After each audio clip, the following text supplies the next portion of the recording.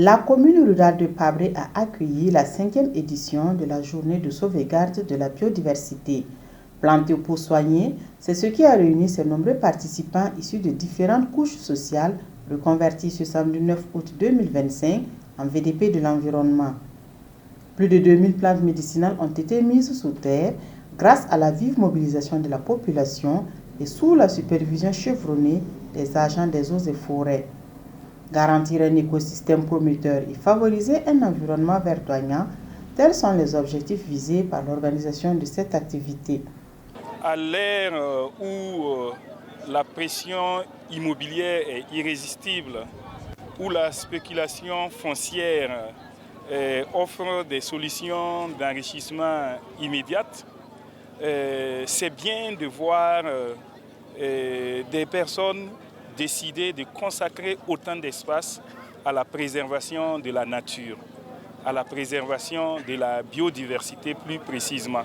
Tenue sous le thème « Promotion des plantes médicinales dans un contexte de changement climatique, rôle des leaders communautaires », la séance de reboisement a été ponctuée par une exposition de produits de la pharmacopée. Je dis que l'herbe à qualité vraiment est rentable. Premièrement, et alors, on se soigne avec ses écorces, on soustrait le beurre de qualité. Et sur les arbres, il y a les chenilles. Donc j'ai envoyé le beurre de qualité, j'ai envoyé les chenilles. Donc tout ça, ça fait partie de l'environnement.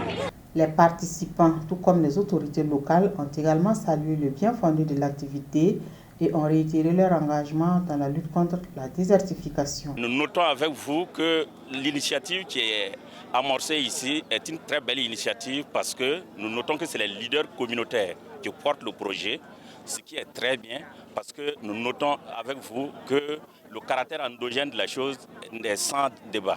C'est assez clair que les communautés elles-mêmes à la base amorcent le processus, internalisent l'approche et nous notons qu'à cette allure, nous n'allons pas échouer. Nous allons inexorablement atteindre les résultats recherchés à travers le lancement qui a été fait par son Excellence, Monsieur le Président du Faso, depuis le 14 pour ce qui est des bosquets et à plantes médicinales et le 21 par son Excellence, Monsieur le Premier ministre, pour ce qui est de la Journée nationale de l'arbre, qui ont eu un élément phare, ça veut dire en toile de fond, l'heure patriotique pour le Faso, reverdir le Faso. Cette édition 5e du genre a été initiée par l'Association pour la sauvegarde de la biodiversité ASABio. Elle a permis depuis son lancement la plantation de milliers d'espèces végétales dans cette localité du pays.